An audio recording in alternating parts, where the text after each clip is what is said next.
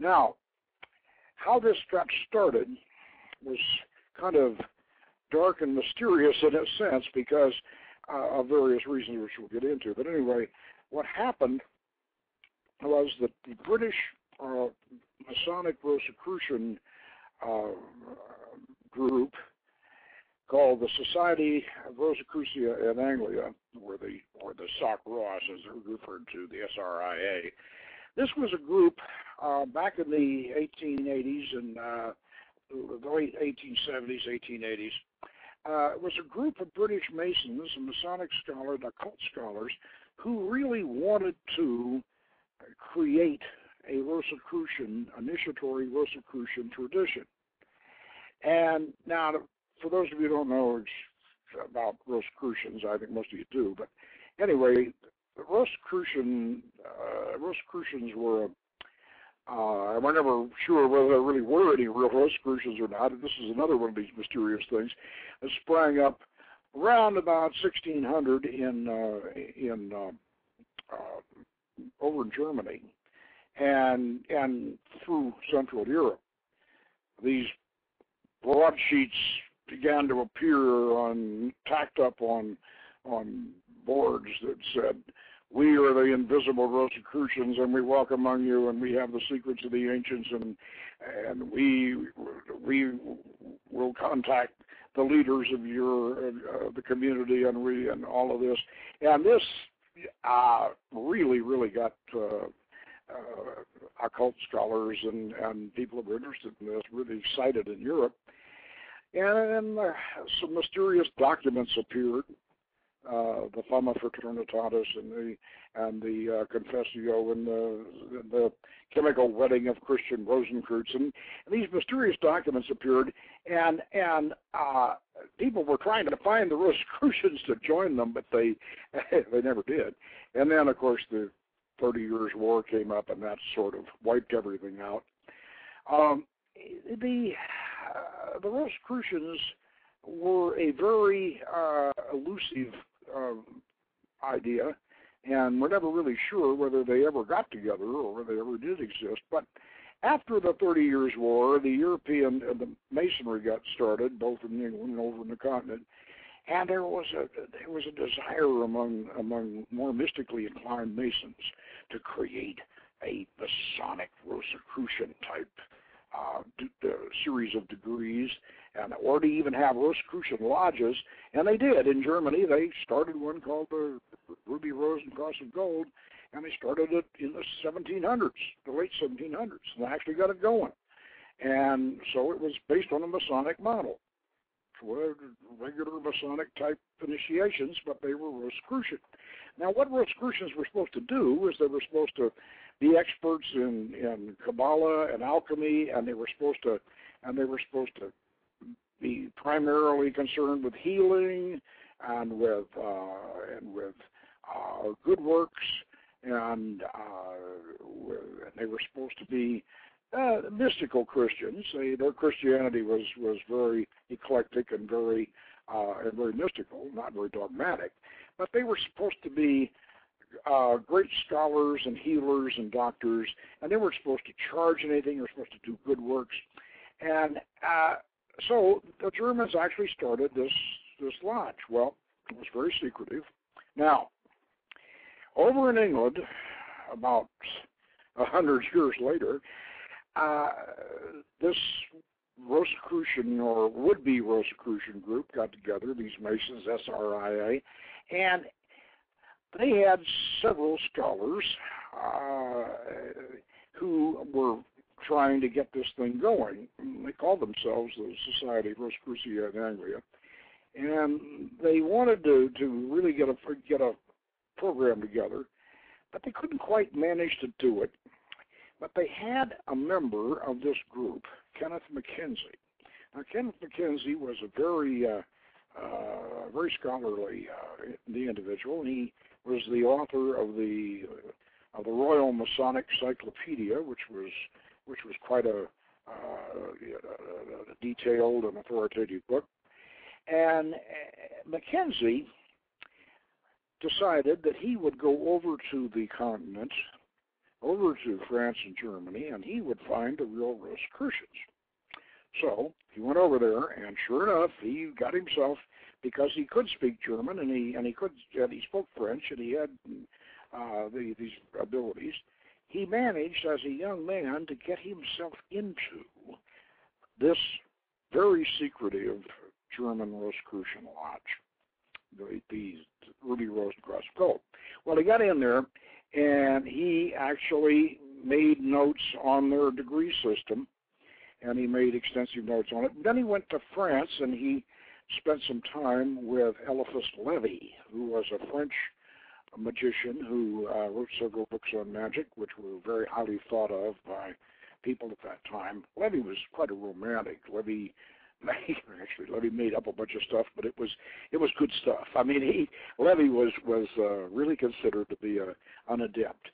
And so, and Levi, by the way, was the man who really put the tarot and the Kabbalah together. Before Levi, the tarot and the Kabbalah were just trying to get together, but Levi actually did it. He actually got the tarot and the Kabbalah together. Well, Mackenzie spent some time with Levi, and then he went back to England, and he told his friends at the Society of Rosicrucians, he said, I've got the degrees. He said, I know what they are. You don't know what they are. I've got them. And, of course, people, were jealous of him, and he wouldn't reveal them.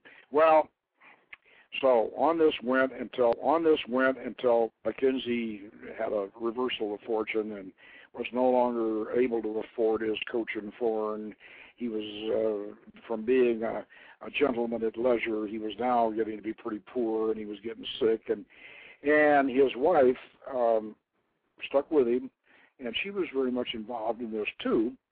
In fact, her magical name was Cryptonomia, and his was Cryptonomius, and the two of them were getting poorer and poorer, and Kenneth Mackenzie was getting sick, and he was getting morose and reclusive and sick, and finally, of course, he passed on.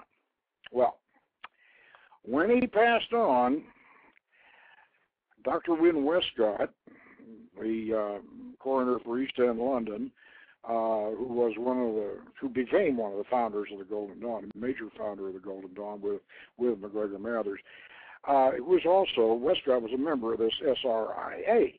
And so Westcott went right over to Alexandrina Mackenzie's house, the poor widow, and Kenneth was hardly even stiff yet, and Westcott comes in and says, could we have his papers? and the poor woman just gave Westcott a big cardboard box full of Kenneth's papers. Well, we think, now we're not absolutely sure, but we think, both Bob Gilbert and myself, that in that box, along with a lot of other stuff, in that box was the 57-page cipher manuscript, which eventually became the cipher manuscript of the Golden Dawn. These were the Continental degrees which Mackenzie, possibly with Frederick Hockley's help, had converted into a British system. Now, it's important that we note this, that this wasn't just a straight German degrees. This was a British version of the German degrees.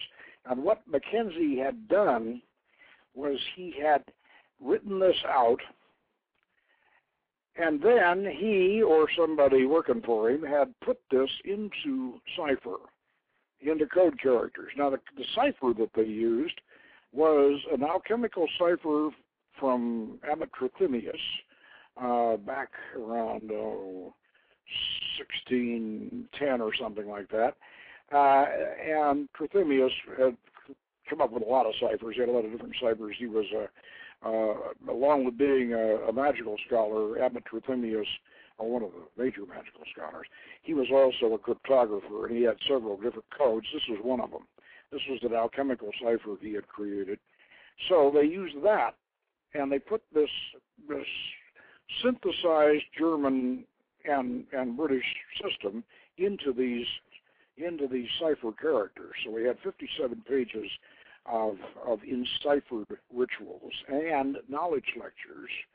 Now that the cipher manuscript deciphers into English, so we know that it was English, and you can tell as you go through it that English references are made, and yet it still draws on the continental sources. There's no doubt about that.